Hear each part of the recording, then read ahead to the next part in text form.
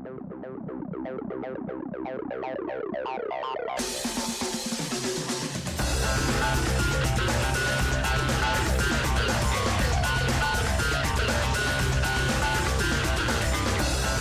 라디오 이동의 뉴스는 승부 3부 시작하겠습니다. 기분 좋은 금요일 퇴근길에 만나는 사이언스, 한 주간의 과학 이슈를 전해드립니다. 퇴근길 과학 감성 과학 커뮤니케이터 궤도 나오셨습니다. 어서 오십시오. 안녕하세요. 과학 커뮤니케이터 궤도입니다. 예, 지난주 첫 방송 하셨고 오늘이 두 번째인데 예. 지난 방송 어땠습니까? 네, 뭐 주변에서는 너무 짧아서 너무 빨리 지나갔다. 예. 예, 근데 우리 진행하시는 분이 굉장히 젊어 보인다는 말씀을 해주셨습니다. 고맙습니다. 예. 자, 그럼 오늘 궤도가 준비한 과학 얘기는 무엇입니까? 예, 요새 좀 핫한 암호화폐 이야기를 좀 해보려고 합니다. 우선 혹시 암호화폐에 투자하십니까? 아니요. 예. 예, 굉장히 어린 시절부터 암호화폐에 대한 이야기를 들었었는데, 예, 굉장히 재미있게 이야기를 많이 하고 지나갔고, 네, 조금 비싸졌을 때도 그때도 굉장히 적었었죠. 예. 그런데도 방송을 제가 2번이나 했었고, 하지만 사지 않았습니다. 예. 그래요. 저도 뭐 살까 말까 이렇게 한 2, 3년 전에 고민하던 시절이 있었는데, 지금은 그냥 안 하길 잘했다 이런 생각 들긴 합니다만은 예. 어쨌든 요즘 암호화폐가 핫하기 때문에 네. 그 이야기를 안 할 수 없을 것 같은데, 맞습니다. 그 암호화폐에 대해서 일단은 개념부터 정리를 해야 될 것 같은데, 근데 과연 이걸 화폐라고 할 수 있을까? 그것부터 사실은 의문이긴 해요. 맞아요. 네. 이게 뭐 화폐라는 것 자체가 사회적 약속이잖아요. 그렇죠. 예, 그런 측면에서는 어떤 일종의 안정성을 갖고 있어야 되는데, 이걸 처음에 개발하신 분, 결국 이런 알고리즘에 대한 이론적인 기반을 만드신 분 입장에서는 지금 사태가 상당히 걱정이 많이 되지 않을까. 예. 이런 고민이 좀 있습니다. 말씀하신 것처럼 이게 변동성이 크면 화폐라고 하기 어렵거든요. 그렇죠. 이게 사람들끼리 약속인데 맞습니다. 하루아침에 가치가 뭐 100% 뛰었다가 200% 폭락했다가 맞아요. 이렇게 되면 화폐라고 말할 수는 어려울 것 같지만, 어쨌든 지금 뭐 코인 시장이 핫하게 돌아가고 있으니까 전 세계 투자자들도 있는 것이고 뭐 인정할 부분은 인정해야 될 것 같습니다. 이렇게 좀 불안하게 돌아가는 것조차도 저는 이 암호화폐에 대한 기술적 이해가 좀 부족하기 때문에 그런 게 아닌가. 그 암호화폐 기술적 이야기하면 항상 블록체인이 따라오던데. 그렇죠. 저는 좀 뭐 과학이랑 담을 쌓고 산 사람이어서 네. 모르는지 모르겠어요. 블록체인이라는 게 도대체 뭔지. 저 오늘 좀 이해를 시켜드릴 건데 일단 이야기가 굉장히 길어서 제가 3부작으로 좀 준비를 해봤고요. 알겠습니다. 차근차근 좀 가보겠습니다. 처음부터 할 이야기 뭡니까? 일단은 우리가 뭐 가상화폐라는 이야기로 처음 떴어요. 근데 가상화폐는 좀 다른 개념이거든요, 이게. 이게 가상화폐랑 암호화폐 둘 다 이제 온라인 공간에서 디지털 형태로 활용이 되지만 실존하진 않는 통화죠. 네, 과거에 혹시 도토리 구매해 보셨나요? 싸이월드. 싸이월드 도토리. 그게 이제 원조 가상화폐였고, 최근까지 쓰이는 건 이제 뭐 아프리카 TV 같은 곳에 이제 별풍선 같은 것들. 이게 가격이 정해지고 처음 부여된 가격이 계속 가치가 절대적으로 유지가 되죠. 네, 근데 암호화폐는 하루에도 계속 가치가 바뀝니다. 그렇죠. 네, 왜냐하면 발행 주체 때문에 그런데. 가상화폐 같은 경우는 이제 기업이 계속 발행을 하면서 이윤을 남기는 거고요. 그리고 그렇다고 또 잘 팔린다고 가격 올릴 수는 없는 게, 우리가 뭐 식권 같은 거 금방 올리면 또 구내식당 이용자 확 줄어들죠. 그렇죠. 그러니까 이제 그러는 것보다는 차라리 이 가상화폐로 구매 가능한 서비스나 이런 거를 좀 많이 만들어서 더 비싸게 파는 형태로 좀 가고 있습니다. 근데 암호화폐는 좀 특수한 경우가 있기도 한데, 발행 주체가 필요에 따라 만들어내는 게 좀 불가능합니다. 네, 그리고 발행될 총량이 좀 정해져 있고, 그래서 이제 발행해두는 경우도 있긴 한데 보통은 채굴이라는 방식으로 좀 가고 있죠. 가상화폐하고 암호화폐 차이점 확실히 알았습니다. 상품권 같은 건 가상화폐네요, 그러면. 그렇다고 그렇죠? 근데 상품권이 그렇죠. 그렇잖아요. 네, 근데 지금 되게 안정이 돼서 거의 실물 화폐급이 됐죠. 그렇네요. 그렇습니다. 자, 그러면 암호화폐는 언제부터 시작됐나? 이게 비트코인이 제일 먼저입니까? 네. 이게 제가 얼핏 주워 듣기든 일본인이 뭐 만들었다. 그게 일본의 이름을 쓰는 익명의 프로그래머입니다. 그렇습니까? 전혀 누군지 아직까지 알려지지 않고 몰라요? 있고요. 뭐 최근에 뭐 일론 머스크다 이런 얘기도 있는데, 일단은 이게 역사는 굉장히 다양한 일들이 벌어졌는데, 핵심만 짚어드리면 일단 2008년 10월에 나카모토 사토시라는 익명의 프로그래머가 이걸 기반의 논문을 하나 써요. 네, 이게 9쪽짜리 논문인데, 이 논문을 기반으로 이제 2009년 1월에 비트코인이 처음 발행이 됩니다. 근데 발행은 됐고, 이 사토시라는 프로그래머가 기존 금융을 비판하면서 새로운 시도를 한 거거든요. 예. 예. 그리고 이제 관리 주체가 필요 없다 이거는 알아서 시장의 논리에 따라 작동이 된다. 근데 만들어놨는데 비트코인이 실제로 화폐로서의 역할을 못하는 거예요. 예. 그러던 어느 날 2010년 5월 예. 18일에 그 미국 플로리다에 있는 비트코인 보유자가 10,000비트코인을 줄 테니 라지 피자 2판을 내놔라. 실제로 한번 써본 거예요. 예. 물론 이걸 실제로 피자 2판을 이거 10,000비트를 산 건 아닌데 예. 중간에 영국에 있는 또 비트코인 사용자가 중개를 해서 예. 피자 2판 보내주고 10,000비트를 받았어요. 받았어요? 네. 지금 1비트에 막 5천만 원씩 하는데? 이 당시 10,000비트이기 때문에 지금으로 치면 그 피자 2판 가격은 4,400억 정도 됩니다. 근데 그 당시에는 피자 2판이 10,000비트였고 이걸 시발점으로 해서 굉장히 많은 비트코인에 대한 관심이 높아졌죠. 우리 패널 중에 한 분이죠. 예. 박지훈 변호사라고. 예. 박지훈 변호사가 그 변호사를 선임하면은 이제 변호인 의뢰비를 이제 줘야 되지 않습니까? 변호인 비용을. 예. 그 의뢰하는 분이 비트코인을 주겠다. 오. 안 받았답니다. 아. 현금으로 달라고. 아쉽네요. 아쉽죠? 예. 네. 그래, 그런 일이 예. 있었는데, 결국은 그러면 10,000비트로 피자 한 판을 샀다. 피자 2판을 사고 그것 때문에 지금의 상황처럼 비트코인이 시장성, 일종의 상용화가 된 거죠. 됐다. 예, 그래서 뭐, 누구는 커피 마신 적도 있다고 하고, 최근에 일론 머스크가 이 비트코인으로 자동차를 살 수 있게 하겠다. 뭐 이런 얘기 됐었잖아요. 그런 얘기 했었죠. 예. 지금은 뭐 말을 뒤집었습니다만은. 네, 이게 근데 뭐 사실은 이 기술 자체가 굉장히 혁신적인 거고 이걸 처음 만든 사토시 같은 경우도 이제 원하던 바가 있었을 텐데 그대로 작동이 잘 안 됐고 사실 비트코인이라는 암호화폐는 너무 오래전 기술입니다. 예. 그래서 실제 거래에 쓰기에는 시간도 굉장히 오래 걸리고요. 예. 이게 시스템을 보시면은 이제 블록체인 설명을 드릴 텐데 예. 들으시면 이해가 좀 되실 거예요. 예. 왜 오래 걸릴지. 그러니까 우리가 실물 화폐는 동전이든 지폐든 내 손에 쥐어지는 거잖아요. 눈에 보이고. 그렇죠. 비트코인은 어떻게 되는 거예요? 비트코인은 이제 이 온라인 피자를 어떻게 샀어요, 그러면? 본인이 갖고 있는 비트코인을 송금하고 그다음에 누군가 그걸 받은 다음에 본인의 돈으로 피자를 시켜서 보내줬죠. 중개를 했죠. 일종의 최초의 거래는. 예. 그 비트코인 통장으로 써주는 건 안 해도 되고. 다른 전자지갑으로. 이 보관하는 방식도 굉장히 다양한데. 근데 그 블록체인 얘기하기 전에 이 개발자가 이 비트코인을 개발해서 뭐 숨겨놨다면서요? 그래서 그걸 채굴이라고 그러지 않나요? 숨겨놓은 게 아니라 채굴이라는 것 자체가 결국 이 네트워크 안에 들어간다라는 겁니다. 이거를 들어가서 본인이 이거에 대한 신뢰도를 확보해 주는 대가로 받는 게 바로 비트코인인 거고. 일단 블록체인 설명 드리는 게 좋을 것 같아요. 네. 일단 예를 들어 우리 진행자님께서 제가 진행자님께 5만 원을 빌려주잖아요. 예. 현금 꺼내주면은 나중에 저한테 갚습니까? 갚아야죠. 근데 안 갚아도 되죠. 예, 안 갚아도 아무도 되죠. 모르면. 예. 그렇죠. 예. 그래서 제가 걱정돼서 제가 카톡을 보냅니다. 5만 원 빌려드렸습니다, 형님. 이렇게 보내요. 그러면 만약에 굉장히 유능한 해커세요. 그래서 제 핸드폰을 들어와서 카톡을 지워. 본인 카톡 지워. 증거를 없애요. 아무도 모르죠. 그러면. 결국 또 안 갚아도 되죠. 그래서 제가 좀 머리를 썼어요. 어디에 보내면 단톡방에 보냅니다. 50명이 있는 단톡방에 제가 5만 원을 제가 진행자님께 빌렸습니다. 그럼 이거 어떻게 되죠? 다른 사람들이 알고 있으니까 뭐. 유능한 해커라서 50개 핸드폰을 다 해킹해가지고 다 지우면 되죠. 근데 어려운 일이겠죠. 그렇죠. 근데 만약에 전 국민 한 5천만 명이 참여하는 단톡방이다. 여기에 제가 돈을 빌려드린 걸 기록을 하면은 이거를 다 지우는 거는 이론적으로 불가능한 거죠. 네, 이게 바로 블록체인 원리입니다. 내가 어떠한 얘를 보낼 때 은행이라는 중앙을 통해서 이걸 보증해 주는 거예요. 5만 원을 빌렸습니다라는 걸. 기록이 남겠죠.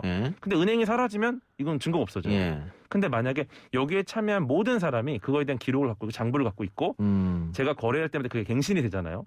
그렇게 되면 이 모든 사람의 기록을 다 위조해야 돼요. 현실적으로 불가능합니다. 그게 블록체인 기술이다. 네, 그래서 이제 중앙이 필요 없고 위조가 원천적으로 불가능하다는 거죠. 위조가 불가능하니까 이거를 다른 그 기술을 가지고 다른 걸로 활용할 수 있다. 뭐 이런 얘기는 그렇죠. 네, 블록체인이라는 게 활용도가 이제 높은데 비트코인이라는 최초의 블록체인 기반의 암호화폐가 어떻게 보면 그 화폐로서의 기능에만 집중을 했기 때문에 우리는 이걸 너무 암호화폐에만 초점을 맞춘 거고 이 카톡방에 들어온다는 행위 자체가 그 사람이 사실 들어와야지 예를 들어 10명만인 단톡방은 신뢰도가 낮잖아요. 예. 그러면 사람들을 많이 들어오게 해야 됩니다. 중앙이 없기 때문에 혜택이 없어요. 그래서 들어오는 사람들에게 혜택을 주려고 만든 게 암호화폐입니다. 그럼 이 블록체인 기술을 어떻게 활용할 수 있을까요? 굉장히 다양하게 활용하고 있고 실제로 활용하고 있는 국가도 있고요. 예. 예를 들어서 그냥 하나 예인데 우리가 이제 투표를 하지 않습니까? 오프라인 투표를 할 때 굉장히 많은 비용이 들어갑니다. 그렇죠. 인건비 들어가고 뭐 실제로 종이 다 접어서 넣고 돌려주고 하잖아요. 예. 근데 이걸 만약 온라인으로 하게 되면 굉장히 많은 비용을 줄일 수 있는데 조작의 위험이 있죠. 그렇죠. 왜냐하면 조작이 너무 간단한 거예요. 버튼 하나로 조작할 수 있습니다. 하지만 이걸 암호화폐, 블록체인을 이용하면 사람들이 이 블록체인 기술로 다 들어와서 누가 뭘 투표했는지가 전 국민에게 기록이 나와요. 10분마다 갱신되기 때문에 이거를 따라갈 만큼 유능한 해커가 없습니다. 왜냐하면은 어떤 온라인 투표 시스템에 100개의 잘못세를 걸어놓으면 뭐 해커가 100개를 뚫을 수 있어요. 근데 확 이해했습니다. 예, 근데 이제 100개의 금고를 100명이 나눠 가지면 못 뚫는 거죠. 지금 우리 밖에서 제작진이 웃고 있는데 뭐 알았어요? 블록체인 기술? 몰랐잖아. 예.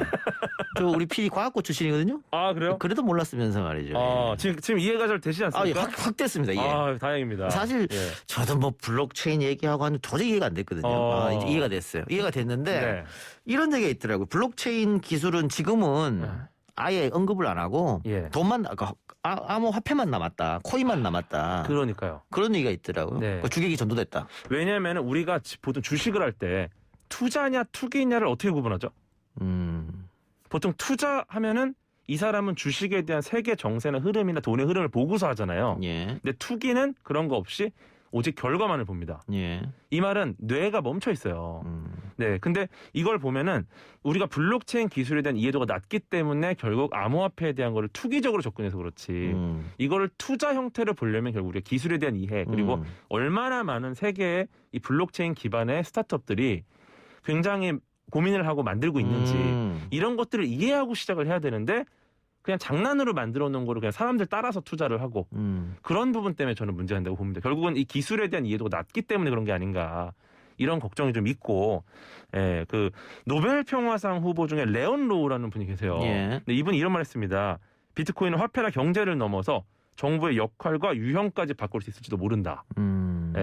실제로 이게 뭐 긍정적이건 부정적이건 어쨌거나 변화의 흐름은 오거든요. 그래서 이걸 위해서 우리가 어떻게 고민해야 될지 결국 이런 이야기를 YTN 라디오를 통해 많이 들어야 되지 않을까. 이런 말씀 드리고 싶습니다. 그럼 마지막으로 채굴은 뭐예요, 그러면? 채굴에 대한 얘기를 좀 드리고 싶은데 결국은 이 중앙이 없습니다.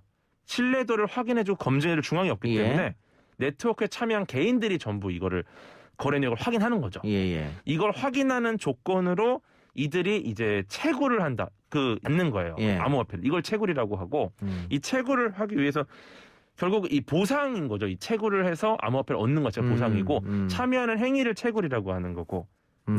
그렇습니다. 알겠습니다. 그래서 그러면 지금 궤도 이야기 들어보니까 블록체인 기술과 암호화폐 앞으로 암호화폐 시장이 그러면 사라지거나 이러지는 않겠네요.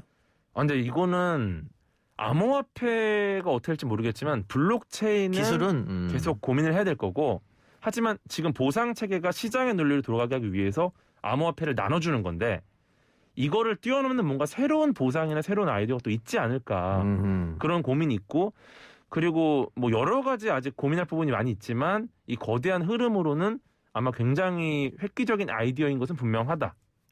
라고 생각을 합니다. 알겠습니다. 지금 특히 2030 젊은 세대들이 코인을 많이 한다고 하는데 과연 이런 원리를 알고 하는 분들이 얼마나 될까 이런 의문도 들긴 하네요. 맞습니다. 본인이 애써 힘들게 모은 돈으로 투자를 하는 거니까 원리 개념 자세히 알고 또 투자의 성공이든 실패든 본인 책임 아니겠어요? 그러니까 조심스럽게 하시기 바랍니다. 알겠습니다.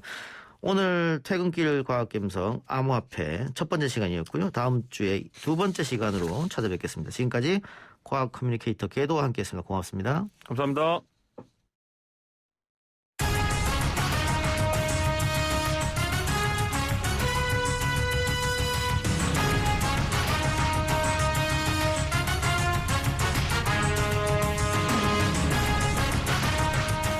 키워드를 오늘의 뉴스를 풀어드립니다. 오늘의 키워드 오마이뉴스 박정호 기자 연결합니다. 박 기자님. 네, 안녕하십니까? 문재인 대통령이 어제 미국 워싱턴 DC에 도착해서 3박 5일간의 일정을 소화하고 있죠? 네, 그렇습니다. 일정을 소화를 하고 있는데요. 오늘 특히 미국 하원 지도부를 만났습니다. 하원 지도부의 간담회에 앞서서 낸시 펠로시 하원 의장과 함께한 간이 연설에서 문재인 대통령은 바이러스를 이기는 길은 연대와 협력이 있다 이런 얘기를 했고 예. 대한민국이 경제, 문화, 이 방역에서 발전된 나라가 된 건 민주주의의 힘이고 그 민주주의 바탕에 있는 국가는 한미 동맹이 있다. 한미 동맹의 중요성을 강조를 했습니다. 이 펠로시 하원 의장도 한미뿐 아니라 남북 간에도 국민의 교류가 활성화되길 바란다 이런 얘기를 하기도 했는데요. 특히 눈에 띄었던 게 미국 하원 지도부의 간담회에 이 한국계 하원의원 4사람이 참석을 했어요. 예. 그래서 뭐 민주당 소속의 앤디 김 하원의원과 민주당 소속의 메릴린 스트릴랜드 의원, 공화당의 미셸 박스틸 의원하고 또 영김 공화당 의원이 참석을 해서요. 반갑게 인사하는 모습이 인상적이었고 예. 특히 앤디 김 의원 같은 경우는 부모님께서 50년 전에 가난한 한국에서 미국에 이민을 왔는데 이게 하원 의원이 돼서 대한민국 대통령을 만나니까 매우 감격스럽다 이런 소감을 밝히기도 했습니다. 예. 자, 중요한 것은 바이든 미국 대통령과의 정상회담 아니겠습니까? 그렇습니다. 우리 시간으로 내일 새벽에 진행된다고 하는데 어떤 이야기들 오고 갈까요? 네, 우선 제일 관심을 끌고 있는 게 바로 백신 문제겠죠. 그러니까 크게 3가지 이 방안이 나올 거다라고 예상해 볼 수가 있는데요. 먼저 이제 백신 지원, 그리고 백신 스와프, 백신 허브로 우리 이제 국내 지역이 백신 허브가 되는 이런 부분이 있겠는데 이 중에 어떤 내용이 중점적으로 공동성명에 담길지는 봐야겠습니다. 다 가능성이 있는데 말씀드린 것처럼 백신 지원은 그냥 지원을 해주는 거고 백신 스와프는 우리가 미국으로부터 이제 백신을 받아서 빌렸다가 나중에 갚아주는 이런 거고요. 백신 허브는 우리 이제 국내에서 백신을 생산하는 그런 체계가 갖춰지는 거죠. 물론 이게 코로나19가 계속 변이가 생기면서 백신이 계속 필요할 가능성도 있기 때문에 백신 허브가 우리 입장에서는 제일 좋은 상황이다라고 볼 수가 있겠는데요. 문재인 대통령이 이 방미 전에 한 발언이 있습니다. 백신 협력을 강화하고 백신 생산의 글로벌 허브로 나아가는 계기를 삼겠다. 방미에 대한 목적의 한 부분을 밝혔거든요. 그래서 이 정상 간의 회담이라는 게 물론 만나서 회담을 통해서 공동성명서를 작성해서 같이 기자회견을 통해서 발표를 하지만 사실 실무진이나 아니면 장관급이나 다 이게 조율이 돼요. 예. 내용이 어느 정도 갖춰진 상태에서 가는 거기 때문에 문재인 대통령이 이 백신 허브, 글로벌 허브로 얘기했다는 걸로 봐서는 여러 가지로 우리 국내에서는 좀 잘 되는 쪽으로, 그러니까 백신을 계속 우리가 생산하는 쪽으로 가지 않겠냐 이런 생각이 들고요. 어쨌든 이 해리스 부통령도 그렇고 바이든 대통령이 백신의 해외 지원 의지도 밝혔고 우리나라에 대한 백신 지원을 우선순위에 두고 논의하는 그런 입장을 보이고 있으니까요. 이번 공동성명에는 좀 우리 기대를 해봐도 좋을 내용이 담길 것으로 보입니다. 예. 근데 외교라고 하는 게 주는 게 있으면 또 받는 게 있고 받는 게 있으면 주는 게 있으니까. 네. 미국도 우리에게 요구하는 게 있을 건데요. 반도체, 배터리 이런 겁니까? 맞습니다. 그러니까 우리가 원하는 건 백신, 이 북한과의 관계 이런 거지만은 미국 입장에서는 반도체, 배터리 투자, 우리나라, 그러니까 미국에 투자 좀 해달라 이런 거거든요. 예. 지금 미국이 제일 지금 걱정하고 염려하는 부분이 바로 이제 반도체 부분인데, 이 반도체 보릿고개라고 할 만큼 지금 너무나 반도체 고기 어려워서 미국에서는 안 되겠다. 우리가 그동안 반도체를 설계해서 외주를 맡겼었는데 이제는 우리가 설계도 하고 생산도 해야겠다 이런 생각을 하는 것 같아요. 예. 그 차원에서 투자를 해라 이런 얘기를 하고 있고 배터리도 마찬가지고요. 그래서 우리는 계속해서 얘기가 나왔던 게 우리가 반도체 배터리 우리 기업들이 투자를 하고 대신 우리는 이제 백신을 얻고 주고받는 그런 모양새가 될 가능성이 크고요.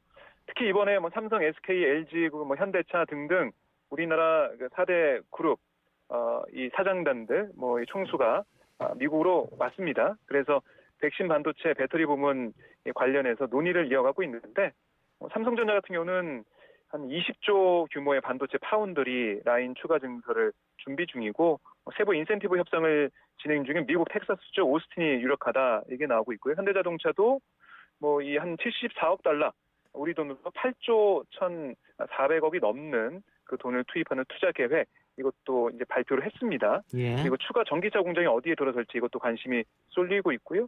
전기차 배터리 기업인 LG 에너지 솔루션 같은 경우는 미국의 GM과 오하이오주에 2조 7천억 규모의 LG에 투자금이 한 1조 원 정도 들어가는데요. 전기차 배터리 제2합작 공장을 설립하는 그런 모습을 보이고 있고 어쨌든 이게 미국 입장에서는 배터리와 반도체 확보하는 것도 중요하지만 국내 일자리를 만들 수 있기 때문에 예. 여기에 더 추가적인 투자를 요구하고 있는 모습입니다. 예. 그 한반도 비핵화 문제도 논의될 것으로 알려졌는데 뭐 판문점 선을 존중하겠다 뭐 이런 이야기도 나올 것 같다고 하는데 어떻게 보세요? 그러니까 이 바이든 행정부의 대북 정책이 정확히 구체적으로 나온 게 아직 없어요. 지금까지 알려진 건 트럼프식도 아니고 오바마식도 아닌 실용적인 접근을 한다라고 했는데 구체적인 내용이 아마 논의가 되면서 공동성명에서 우리가 볼 수 있지 않을까라는 생각이 들고요. 그래도 긍정적인 건 북미 싱가포르 합의를 부정하지 않고 그 기초로 정책을 세웠다는 것. 또 최근 미국이 북한 비핵화가 아닌 한반도 비핵화 용어를 사용하면서 북한에 좀 유화적인 제스처를 보이고 있는 그런 모습. 그러니까 사실 북한이 바라는 게 이 국제적인 이 제재 해제나 완화일 텐데 미국이 현 상황에서 제재를 먼저 풀어주기 쉽지가 않습니다. 예. 미국 국내 여론도 봐야 하고 국제 여론도 살펴야 되거든요. 그래서 아마 내일 새벽에 있을 정상회담에서는 남북관계 개선을 먼저 추진하면서 보건, 의료, 문화 분야 남북 교류나 개별 관광 뭐 이런 게 있을 텐데 그걸 통해서 북한이 변하고 있는 모습을 보여준다면 바이든 행정부가 그걸 평가하고 강경한 여론을 누구트리면서 북한과의 대화를 이어가는 그러니까 단계적 비핵화 해법도 논의도 하고 국제 제재 완화도 진행할 수 있는 이런 부분들을 미국이 직접적으로는 못하지만 우리를 통해서 남북 관계를 통해 좀 풀어나가는 그런 모양새가 되지 않을까 이렇게 좀 예상을 해볼 수가 있고요. 우려되는 부분은 북한 인권 문제예요. 인권과 민주주의를 바이든 대통령이 강조하였기 때문에 이번 정상회담 이후에 공동성명에서 북한 인권 문제를 어떻게 언급할 것인지, 그러니까 인권 문제부터 해결하라 이렇게 조건 걸기식으로 나올지 아니면 북한의 변화를 촉구하는 선에서 언급을 할지 이 어떤 수준이 될지에 따라서 또 달라질 것 같은데 아무래도 북한을 크게 자극하지 않고 미국 여론도 우호적을 만들 수 있는 그 선에서 정리가 되지 않을까 생각이 되고요. 말씀하신 것처럼 4.27 판문점 선언 존중하는 내용이 이 성명에 담길 가능성이 크기 때문에 그런 부분도 좀 고무적인 상황이고 어쨌든 이 트럼프 대통령의 당시에 탑다운 방식보다는 바텀업 방식으로 방식은 좀 달라지는 모양새지만은 바이든 행정부도 오바마 때의 그 전략적 인내가 아니라 좀 더 실용적으로 주고받기식으로 나올 가능성이 크기 때문에요. 이번 정상회담 기대가 되고 있습니다. 예, 마지막으로 쿼드 참가에 대한 어떤 요구가 있을까요? 어떻게 보세요? 지금까지 전문가들의 분석이나 예상을 보면 쿼드에 들어와라. 이렇게까지 얘기 안 나올 거라고 예. 전망을 하더라고요. 지금까지도 없었으니까. 그렇습니다. 그러니까 이게 사실 미국 입장에서는 쿼드를 통해서 중국을 견제하는 거거든요. 그렇죠. 그런데 우리가 만약에 쿼드에 들어간다? 그러면은 아까 반도체 배터리 말씀드리고 했지만은 중국 시장에 큰 타격을 입을 수밖에 없는 겁니다.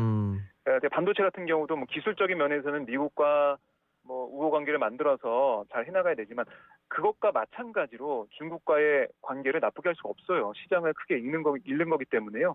이거야말로 우리가 실용적으로 접근해야 되는 그런 부분이 될 수도 있고요. 그래서 우리 정부 쪽 얘기를 들어봐도 이게 쿼드 참여 이거 요청이 만약에 들어온다고 해도 쿼드 가입에는 거리를 두면서 쿼드와 사안별 협력이 가능하다. 이 정도로 마무리 지을 거다. 이렇게 얘기를 하고 있고요. 지금 중국 언론에서도 우리가 이 정상회담 통해서 어느 정도 쿼드나 대중국 견제 관련해서 이런 한미일 그 동맹이 어느 정도까지 진척될 것이냐 관심을 갖고 있거든요. 예. 우리 정부도 좀 조심을 하고 있는 그런 모습을 볼 수가 있습니다. 알겠습니다. 오늘 여기까지 듣겠습니다. 박정호 기자 수고했습니다. 네, 고맙습니다.